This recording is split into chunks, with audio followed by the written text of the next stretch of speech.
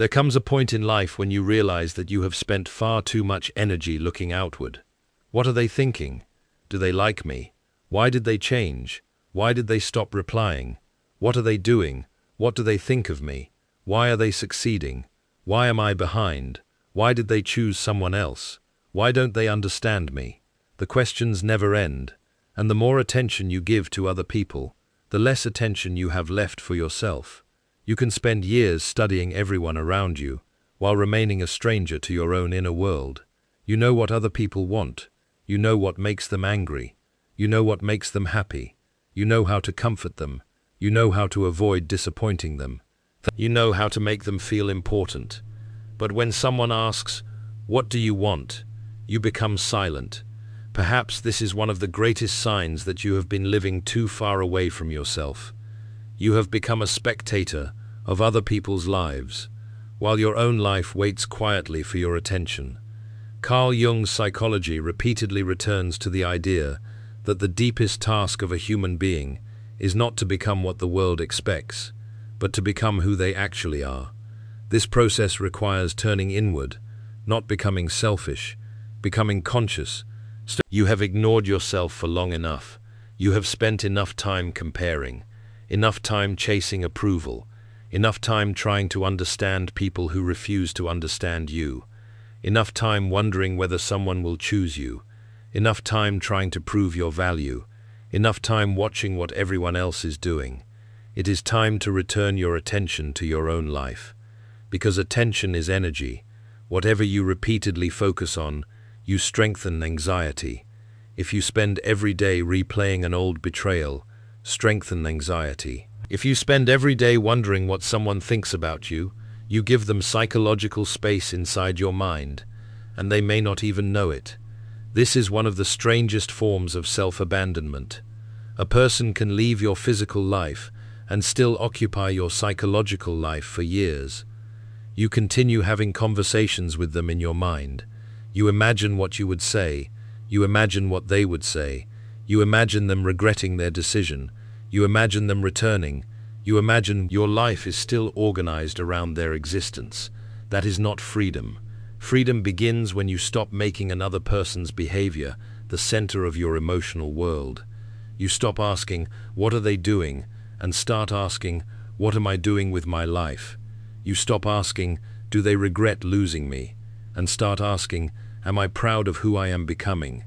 You stop asking, "Why don't they understand me?" and start asking, "Do I understand myself?" That is the shift from obsession to awareness, from comparison to development. People can guide you, people can encourage you, but they cannot make your choices for you. They cannot build your character for you. They cannot develop your potential for you. They cannot heal every wound for you. At some point, you must take responsibility for your own existence. This can feel frightening, because responsibility means you can no longer blame everything outside yourself. But it is also liberating, because responsibility gives you power. If everything depends on other people, you are powerless. If your attention, choices, boundaries, and actions belong to you, because responsibility gives you power, you cannot force them to choose differently, but you can decide whether rejection becomes your identity. Perhaps someone treated you unfairly. You cannot rewrite their behavior, but you can decide whether you continue carrying it. Perhaps your past was painful. You cannot return and change it, but you can choose what meaning you give it now. This is where focusing on yourself becomes powerful. You stop trying to control what cannot be controlled and start investing in what can. Your habits, your attention, your work, your body, your boundaries, your relationships, your character, your thoughts, your future. These are your territory, and yet, many people spend most of their energy outside their territory. They monitor other people's lives. They compare. They gossip. They speculate. They judge. They worry. They chase. They react. Then they wonder why they have no energy left to build themselves. Your life cannot grow if all your psychological energy is being spent elsewhere. Imagine having a small amount of water every day. You could use it to grow your own garden, or you could spend it watering everyone else's. At the end of the day, your garden is dry, and you wonder why nothing is growing. This is what happens psychologically. You keep giving attention to people who do not return it. You keep investing in relationships that do not nourish you. You keep worrying about opinions that do not improve your life, and then you wonder why you feel empty. Perhaps the problem is not that you have no energy. Perhaps you have simply been spending it in the wrong direction. Turn it inward, not toward endless overthinking, toward development. There is a difference between introspection and obsession. Introspection asks, "What do they do that?" Introspection creates growth. Obsession keeps you emotionally attached. Introspection brings you home. Obsession keeps you emotionally attached. Introspection brings you home. Obsession keeps you emotionally attached. Introspection brings you home. Obsession keeps you emotionally attached. Introspection brings you home. Obsession keeps you emotionally attached. Introspection brings you home. Obsession keeps you emotionally attached. Introspection brings you home. Obsession keeps you emotionally attached. Introspection brings you home. Obsession keeps you emotionally attached. Introspection brings you home. Obsession keeps you emotionally attached. Introspection. This question can reveal a lot. Perhaps you are avoiding your own uncertainty. Perhaps you are avoiding loneliness. Perhaps you are avoiding a difficult decision. Perhaps focusing on another person's life is easier than confronting your own. This happens more often than people realize. It is easier to analyze someone else than to change yourself. It is easier to complain about someone's behavior than to establish a boundary. It is easier to watch motivational videos than to do the uncomfortable work. It is easier to imagine success than to risk failure. It is easier to watch motivational videos than to establish a boundary. And courage begins with honesty. Perhaps you already know what you need to do. You simply do not want to admit it. Maybe you need to stop chasing someone. Maybe you need to leave a relationship. Maybe you need to change your habits. Maybe you need to stop comparing yourself. Maybe you need to stop seeking approval. Maybe you need to finally start the thing you have been postponing. The answer may not be complicated. It may simply be uncomfortable, and discomfort is often where transformation begins. Focusing on yourself, but you stop making everyone else's emotions your responsibility. Someone is angry, you do not immediately panic. Someone is disappointed, you do not automatically apologize. Someone walks away, you do not chase. Someone succeeds, you do not automatically feel inferior. Someone criticizes you, you listen, evaluate, and decide. This is emotional independence. You remain open without becoming controlled. You remain compassionate. You can belong to a family without becoming whatever the family expects. You can love a partner without losing your identity. You can be part of a community without surrendering your individuality. You can listen to advice without giving someone else control over your life. This is what it means to become yourself. And becoming yourself requires discovering what is actually yours. Which beliefs are yours? Which desires are yours? Which parts of your personality developed simply because they made other people comfortable? You are not unhappy because your life is objectively bad. You are unhappy because you are living a life that does not belong to you. You followed the path. You met expectations. You did what you were supposed to do. And yet, something inside you remains restless. That restlessness may be trying to tell you something. Perhaps there is more of you waiting to emerge. Your authentic self does not always shout. Sometimes it appears as a quiet dissatisfaction, a recurring dream, a persistent curiosity, a desire you keep What keeps returning to your mind? What do you keep postponing? What makes you feel alive? What makes you lose track of time? What kind of life makes you secretly jealous? Jealousy can be useful when you stop using it as evidence against yourself. If someone else's freedom makes you jealous, perhaps freedom matters to you. If someone's creativity you have neglected, if someone's confidence makes you jealous, perhaps you have ambitions you have been afraid to admit. The question is not, why do they have it? The question is, what is their life revealing about mine? This turns comparison into information. Instead of hating someone for having what you want, use the emotion as a compass. Ask yourself what action would move you closer to your own version of that quality. Then act. Because focusing on yourself is not merely thinking about yourself. It is investing in yourself. There is a major difference. You can spend 10 hours thinking about becoming successful and accomplish nothing, or you can spend 1 hour actually building something. You can spend years thinking about healing, or you can begin changing one pattern. You can spend months wondering. This is why your focus must eventually become practical. What are you building? What are you learning? What are you improving? What are you creating? What are you protecting? What are you becoming?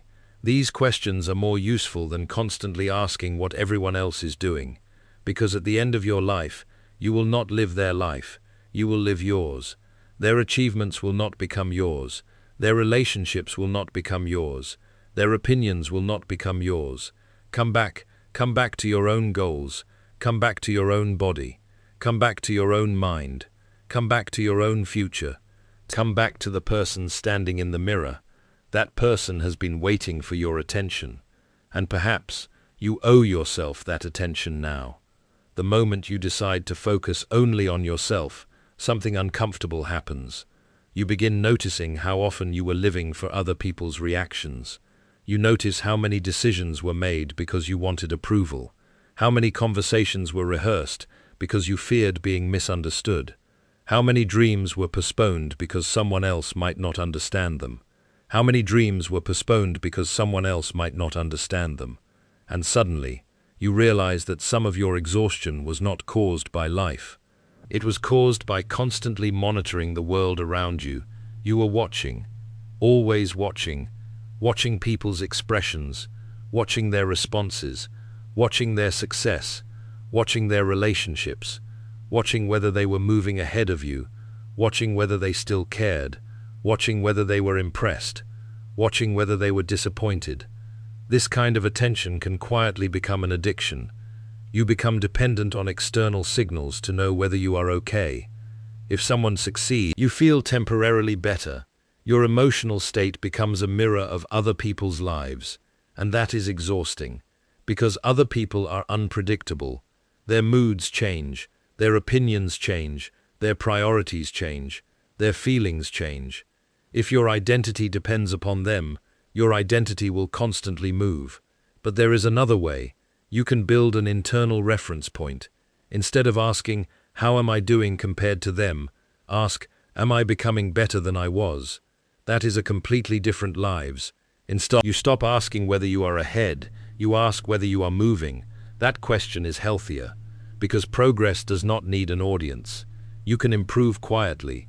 You can build quietly. You can heal quietly. You can become stronger without announcing it. You can work on yourself without posting evidence. You can develop discipline without telling everyone. You can become wiser without needing people to notice. This is one of the quietest forms of power, when your growth no longer requires witnesses. You are no longer performing transformation. You are transforming, and once you understand this, you become much harder to distract, because distractions often come disguised as other people's lives. You can develop discipline without telling everyone. Someone is traveling. Someone is getting married. Someone bought something expensive. Someone became successful. Someone looks happier. Someone is more attractive. Someone is more confident. Someone is further ahead. And without realizing it, you begin comparing your real life to fragments of other people's lives. Your mind starts creating a story. They have it figured out. I'm behind. They are happier. I'm failing. But you do not know their entire story. You see an image, a moment, a result. You do not see their private fears, their insecurities, their mistakes, their loneliness, and their path is not your measurement. This is why focusing on yourself requires protecting your attention. You cannot build a meaningful life while constantly staring sideways. Look forward. What is your next step? What needs your attention today? What can you improve? What can you create? Who do you want to become? These questions return power to you, and perhaps you will discover that you have been waiting for motivation when what you actually needed was direction. Motivation comes and goes, direction can remain. You do not need to feel inspired every morning. You need to know what matters enough to keep doing when what you actually needed was direction. Motivation comes and goes. Direction cannot. What do I want people to think I am? There is a difference. Perhaps you want to be disciplined, then practice discipline when nobody sees. Perhaps you want to be honest, then tell the truth when it costs you. Perhaps you want to be courageous, then take the difficult step. Perhaps you want to be peaceful, then stop feeding unnecessary conflict. Perhaps you want to be successful, then build something consistently. Identity is not created by what you say about yourself. It is created by what you repeatedly do. Every small action becomes a vote for the person you are becoming. When you keep a promise to yourself, you become more trustworthy to yourself. When you resist an old pattern, you become less controlled by it. When you choose a healthy boundary, you teach yourself that your needs matter. This is why focusing on yourself is not narcissism. It is responsibility. You are becoming the person who must live with your choices. So make choices you can respect. You do not need everyone to agree. You need to be able to live with yourself. That is a deeper form of success. There are people who have achieved impressive things, but feel empty because they built everything for approval. Do not make that mistake. Success without inner alignment can become another prison. Ask yourself what success actually means to you. Maybe it is financial independence. Maybe it is creative freedom. Maybe it is family. Maybe it is peace. Maybe it is meaningful work. Maybe it is simply waking up without feeling trapped by your own life. There is no universal answer. The important thing is discovering your answer. And that requires silence. You cannot hear your own values when the world is constantly shouting. Sometimes you need to disconnect, not forever, just long enough to hear yourself. Put the phone away. Stop checking. Stop comparing. Stop searching for validation. Sit with your own thought. At first, it may feel uncomfortable. Your mind may immediately search for stimulation. That discomfort is useful. It shows you how dependent you have become on external noise. Stay there. Breathe. Notice what appears. Maybe sadness. Maybe boredom. Maybe anxiety. Maybe ideas. Maybe memories. Maybe desires you have been suppressing. Let them appear. You do not have to solve everything. You simply need to listen. This is how you begin meeting yourself again. And perhaps you will discover that you actually know more than you thought. The problem may not be lack of knowledge. It may be lack of courage. And courage grows when you stop negotiating with yourself. You say, "This is what matters." Then you act accordingly. Not perfectly, consistently. That is enough. You will still get distracted. You will still compare sometimes. You will still care what people think. You are human. The goal is not to become completely unaffected by the world. The goal is to stop allowing the world to determine your direction. You can listen to opinions without becoming controlled by them. You can admire someone without becoming inferior to them. You can love someone. You can belong without disappearing. That is balance. And perhaps this is what focusing on yourself really means. It does not mean forgetting everyone forever. It means remembering yourself. Remembering that your life deserves attention. Remembering that your dreams deserve time. Remembering that your body deserves care. Remembering that your mind deserves peace. Remembering that your future deserves investment. Remembering that your future deserves attention. There will always be people who disagree. There will always be people who disagree. There will always be people who disagree. There will always be someone more talented, someone richer, someone more popular. That does not diminish you. Your task is not to become the best human being on earth. Your task is to become the most honest version of yourself. That is a lifelong process. And perhaps, when you finally stop looking sideways, you discover how much distance you can travel. You eventually reach a point where focusing on yourself stops feeling like isolation, and starts feeling like freedom. You no longer need to know what everyone is doing. You no longer need to monitor who is watching you. You no longer need to. Your decisions become clearer. Your energy becomes more focused. You begin waking up and thinking about your own goals instead of someone else's behavior. You begin measuring your day by what you created, not by who noticed you.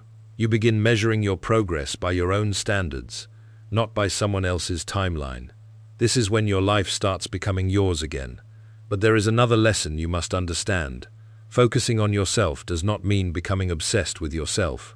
You do not need to turn self-improvement into another form of self-rejection. You do not need to turn self-improvement into another form of self-rejection. You do not need to turn self-improvement into another form of self-rejection.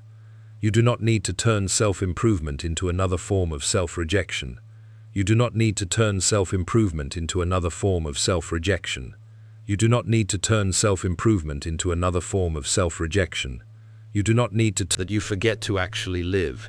You keep fixing your habits, fixing your appearance, fixing your mindset, fixing your productivity, fixing your personality, fixing your life, and eventually, you begin treating yourself like a project that is never good enough.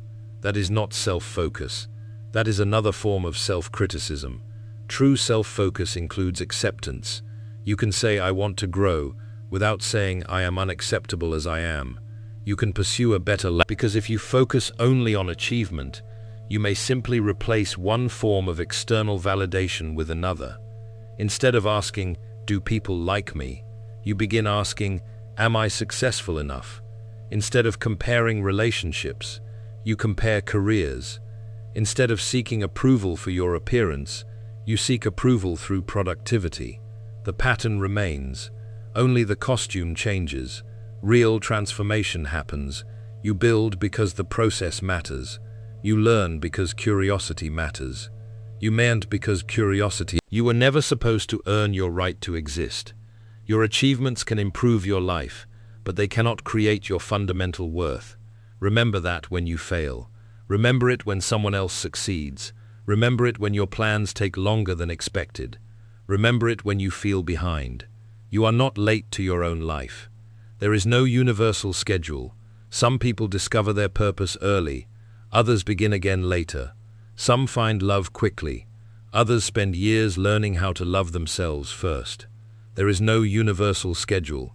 Some people discover their purpose early. Others begin again later. Some find love quickly. Others spend years learning how to love themselves first. There is no single timeline. The danger of comparison is that it makes someone else's clock feel like a judgment against yours. There is no single timeline. The danger of comparison. Your life has its own rhythm. Your responsibility is to participate in it, not to race everyone else. This is why one of the most powerful things you can do is stop asking, where should I be? And start asking, where am I? Then ask, what is the next honest step? Not 10 years from now. Not when everything is perfect. The next step. Perhaps it is learning a skill. Perhaps it is improving your health. Perhaps it is ending a destructive habit. Perhaps it is repairing a relationship. Perhaps it is creating distance from one. Perhaps it is. You can spend years imagining the person you want to become. At some point, you must behave like them. If you want to become disciplined, practice discipline. If you want to become courageous, take courageous actions. If you want to become peaceful, stop feeding unnecessary conflict. If you want to become confident, keep promises to yourself. If you want to become independent, take responsibility. Your identity follows your behavior. Every action teaches your boundaries, something about who you are. When you repeatedly respect your boundaries, this is how transformation happens, quietly, repeatedly, without an audience. And perhaps, this is why you need to stop worrying so much about whether other people notice your growth. Let them notice later, or never. Your transformation does not require witnesses. A tree does not announce that it is growing. It simply grows. Roots deepen, branches extend, leaves appear. The work happens quietly. Your growth can happen the same way. There may be seasons, when nobody understands what you are doing. That is okay. Not everyone needs access to your process.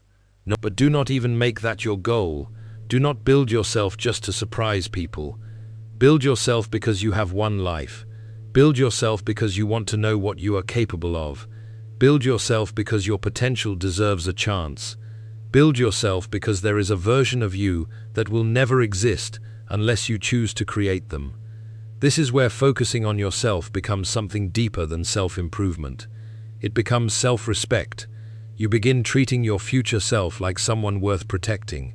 You stop sacrificing tomorrow for temporary comfort today. You stop sacrificing tomorrow for temporary comfort today. You stop sacrificing tomorrow for temporary comfort today. You stop sacrificing tomorrow for temporary comfort today. You stop sacrificing tomorrow for temporary comfort today. You stop sacrificing tomorrow for temporary comfort today. You stop sacrificing tomorrow for temporary comfort today. You stop giving unlimited access to people who have shown you they cannot handle it responsibly. You begin thinking, will this choice make my future self proud? That question can change your behavior, because the future version of you is affected by what you do today. Every decision leaves something behind. Every habit compounds. Every relationship shapes you. Every repeated thought strengthens a mental pathway. Every boundary changes what you tolerate. So choose carefully, not perfectly, carefully, and when you make mistakes, do not turn them into reasons to quit. Correct them, learn, continue. The person focused on themselves is not someone who never falls. It is someone who they get up, they adjust, they keep moving, and perhaps this is what you have been missing. You do not need to control everyone. You need to control your participation. You cannot control whether someone loves you, but you can control whether you abandon yourself for their love. You cannot control whether someone respects you, but you can control whether you continue giving them access when they repeatedly disrespect you. You cannot control whether you continue giving them access when they repeatedly disrespect you. This is where your power lives, not in controlling the world, in governing yourself, your attention, your reactions, your choices, your habits, your boundaries, your direction. That is enough, and perhaps, once you understand this, you stop needing everyone else to change. You can let people be who they are. You can let them make their choices. You can let them misunderstand. You can let them misunderstand. You can let them fail. You can let them live their lives. And you can live yours. That is freedom, not because you stopped caring, but because you stopped confusing caring with control. You can love someone without monitoring them. You can support someone without becoming responsible for their life. You can disagree without hatred. You can separate without revenge. You can move forward without needing everyone to come with you. And perhaps that is the final stage of focusing on yourself. You stop trying to manage the world and begin building your own mind, your own character, your own peace, your own future, your own life. And when you finally become deeply invested in that life, something unexpected happens. The opinions that once seemed enormous become smaller. The people you once chased become less important, become smaller. You were never supposed to spend your life convincing the world that you matter. You were supposed to live in a way that makes you know you do. That is the difference. And perhaps that is what it truly means to focus only on yourself, not to forget everyone else, but to finally remember yourself, to remember your dreams, your values, your boundaries, your potential, your time, your peace, your life, consistently, without needing applause, without needing permission, without needing everyone to understand. Focus on yourself, build yourself, know yourself, become yourself, and let the rest of the world remain exactly where it is, while you finally become fully present in your own life. And perhaps the greatest freedom comes when you finally understand that your life does not need to be a reaction to anyone else. You do not need to become retractive because someone made you feel weak. You do not need to become retractive because someone rejected you. You do not need to become retractive because someone rejected you. You do not need to become retractive because someone rejected you. You do not need to become retractive because someone made you feel weak.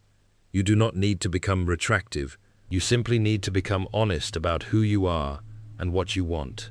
This is much deeper than motivation. It is individuation, the Jungian idea of gradually becoming a more integrated psychological individual, rather than simply living according to collective expectations. And that process requires you to take your attention back from the people you cannot control, back from the opinions you cannot control, back from the people you cannot control, back from the people you cannot. But you can understand yourself. You cannot control who stays, but you can decide what kind of person you will be while they are there.